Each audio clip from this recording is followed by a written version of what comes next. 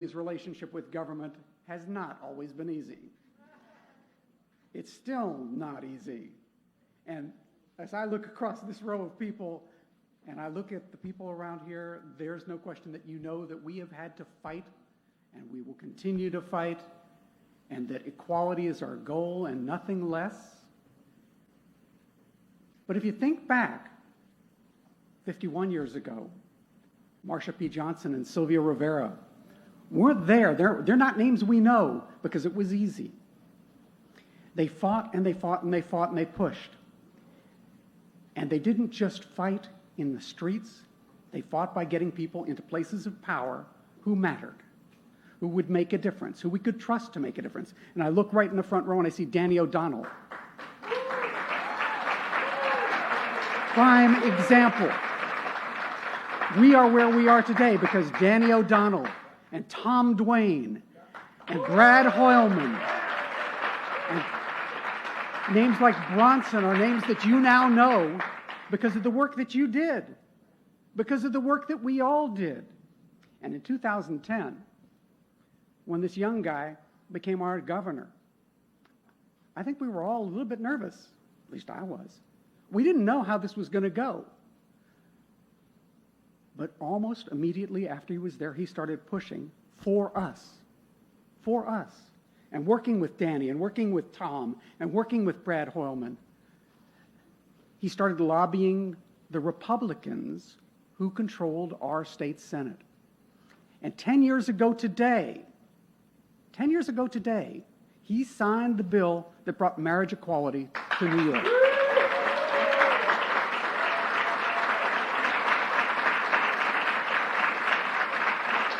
And sitting 5 rows back, I see Michael Sabatino, who was able to marry the love of his life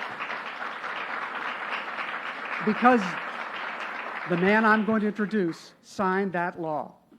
And next year I'm going to get to marry the love of my life because the man who signed that law. And we thought, wow, that's great, but what's next? Well, what's next was gender. What's next was the ban on conversion therapy. What's next, when we couldn't get laws through the state Senate and the Assembly because the Senate blocked them, he signed executive orders. And that led to the passage of those laws and the signing into law. And even in a pandemic, we got the Child Parent Security Act because of their work, because we had a governor willing to sign those laws. We got Walking While Trans, the end of the conversion therapy ban. The end of the conversion therapy. And today we take that next step. And we take it because of the tireless work of the people who are sitting here. Among them, Donna Lieberman of the NYCLU, Ewan Renfro, a hero at the Empire Justice Center, the brilliant and tireless Charlie Arrowwood, whose legislative genius got us here today, Tanya Walker, my sister by another mother, who never stops, and is co-chair of Equality New York, Jose Abrigo Mateo Guerrero, and where's Melissa? Where's Melissa? There is she, Melissa Sklarz, mentor to so many of us, hero to all of us, and then there's Christina Herrera, whose advocacy on behalf of the Trans Latina Network will never stop, I know, and who is so important to all of us and whose work has to be acknowledged. But that brings us here today as we take the next step. And I am, the guy talks about making New York a beacon of hope to LGBT people around the world. And we're going to take the next step, and I am proud to introduce the man who's got the pen, who's going to make it happen. The governor of the state of New York, Andrew Cuomo.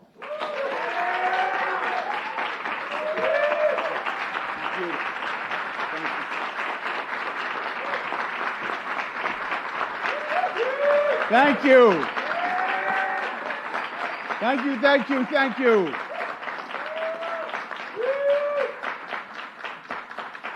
Kirsten Browdy, what a champion, what a force. Let's give her a big round of applause.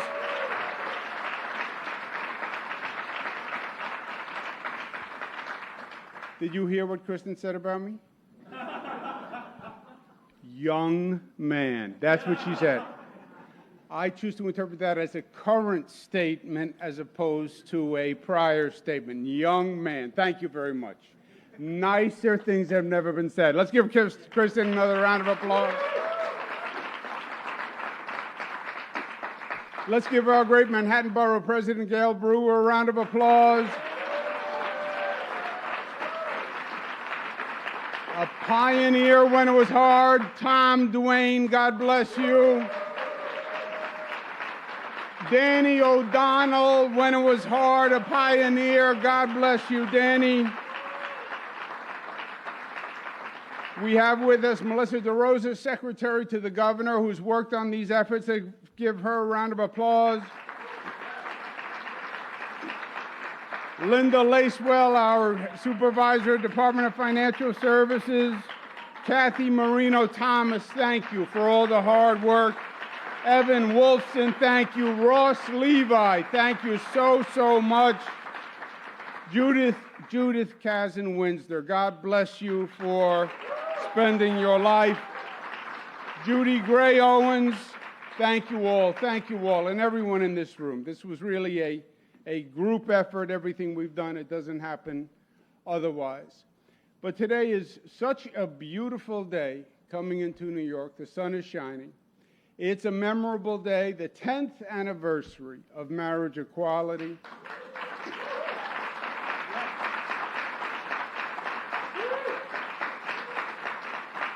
The celebration of Pride Week, and it's a great time in New York generally as we emerge from that dark COVID winter, that winter of isolation and of fear and of withdrawal. It's unlike anything we've ever gone through before because it was devoid of humanity. You couldn't see people, you couldn't touch people. You were afraid of one another. And the trauma it did, the pain it caused, I think it's going to be a long time before we even understand how damning it was. But it's a different day today. And we're out and we're about, and New York is back, and restaurants are open, and people should go out and celebrate.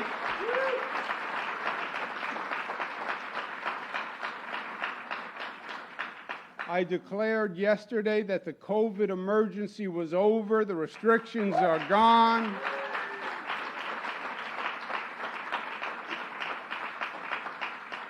And it couldn't be at a better time, because the time to enjoy each other is here.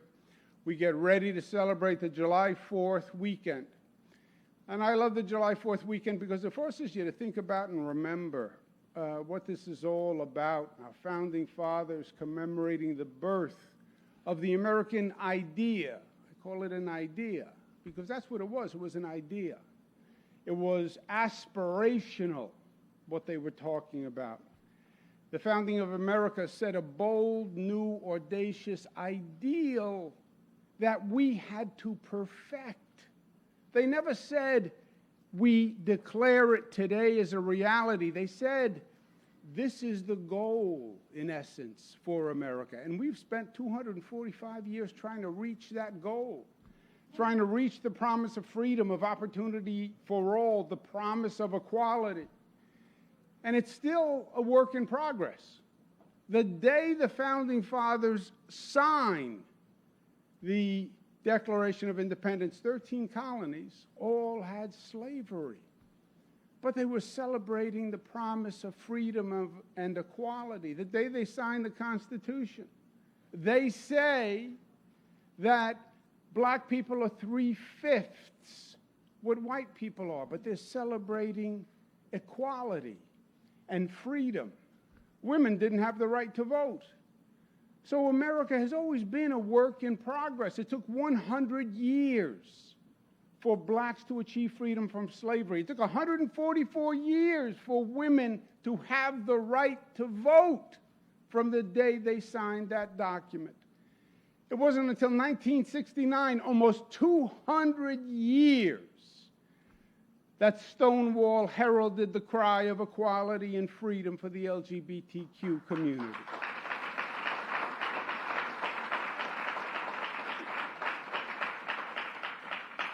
And as we write the story of America and our progress towards the goal of freedom and equality for all, each chapter begins. It begins with the courage to change and to challenge the status quo. And that's what is hard. It's hard to stand up and say we can do better, we must do better. But we are New Yorkers. And we're proud because when you look at that long line of marches towards equality and freedom, so many of them started right here in New York, and the chapters began being written here in New York. The women's rights movement started here in Seneca Falls. Civil rights movement, NAACP, started here in the great state of New York. Workers' rights started at the Shirtwaist Factory fire here in New York. LGBTQ rights started Stonewall here in New York.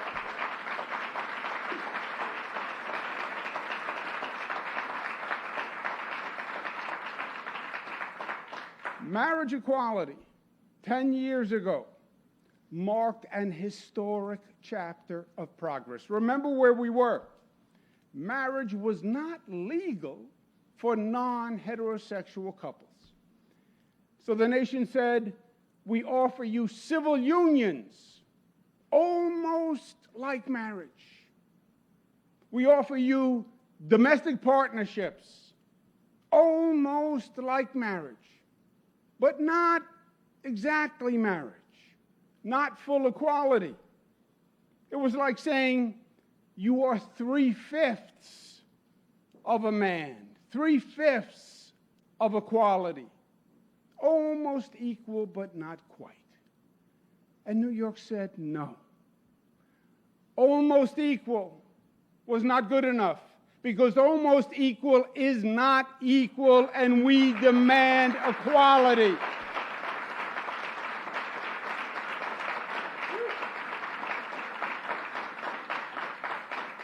We will not accept that love between an LGBTQ couple and a heterosexual couple is any different.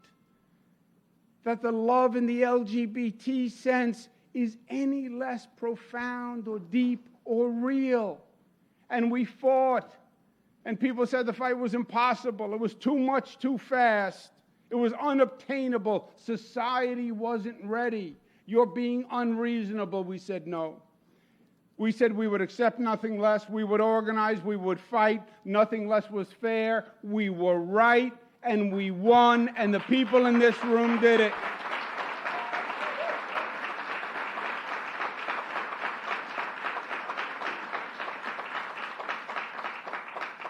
And now let me speak from New York arrogance.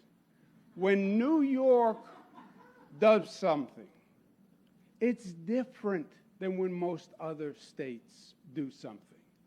Because when New York State does something, it sets a precedent. It is a clarion call that goes all across the nation.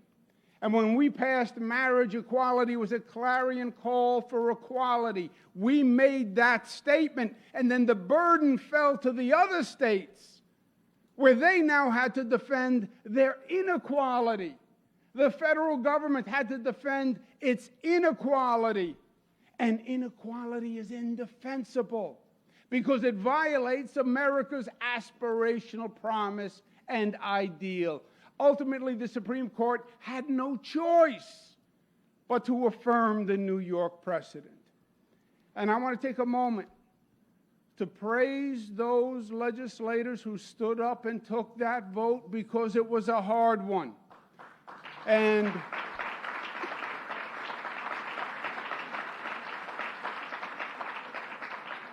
we won that vote, never forget, not with just Democrats. We won that vote because Republicans were strong enough to vote on principle and come across the aisle. Senator Saland, we say thank you. Those senators who then were reviled by their party for what they did. And they knew they were going to be reviled by their party. And they all ultimately lost their seats. But they knew they stood for justice. God bless that type of elected official who will give up their office because it's the right thing to do. And then what's even better is we didn't stop. We didn't say, well, we did the impossible. That's enough. We're now going to rest. No.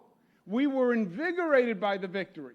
And we built on it. And we said, we still haven't accomplished full equality, so we're going to go. And we kept moving, and we passed gender, and we banned conversion therapy, and we reformed the adoption process, and we banned the gay and trans panic defense, and we repealed walking while trans, and we named the First Aid Park after Marsha Johnson, and we appointed the first openly LGBTQ judge to the state's highest court, and we required insurance companies to cover fertility requirements for LGBTQ couples. And then, after much opposition, and with the great effort of the people in this room, even with everything we did, we had tremendous opposition when we went to pass surrogacy for LGBTQ families,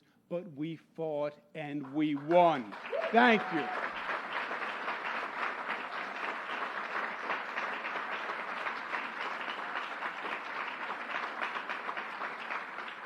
America is a work in progress, but New York leads the way.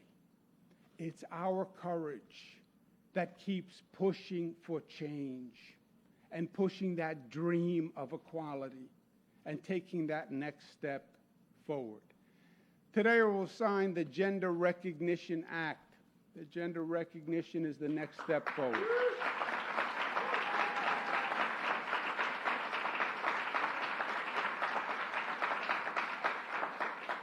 The Gender Recognition Act eliminates barriers that undermine the health, safety, and equality of people because of their gender.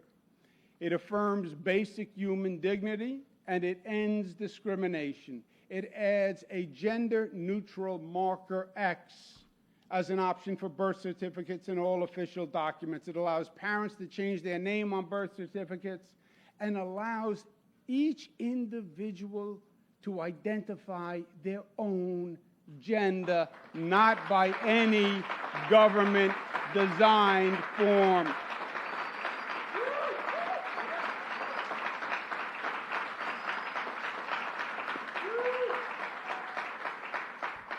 New York State is the progressive capital of the nation. I believe that. My father believed that before me. It's our legacy. It is our destiny to continue that march towards progress, even when it's hard. It's our destiny to wage the war to make the American aspiration an American reality. And when we make New York better, we make the nation better. We make it fairer. We make it more just. We make it more sweet. We make it more inclusive. When New York wins, we say we believe the strongest four-letter word is still love, not hate.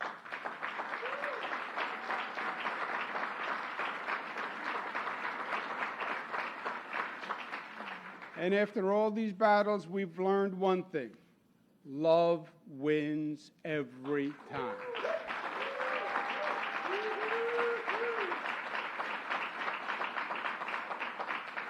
New Yorkers, you have every right to be proud. And when you are proud, you have pride.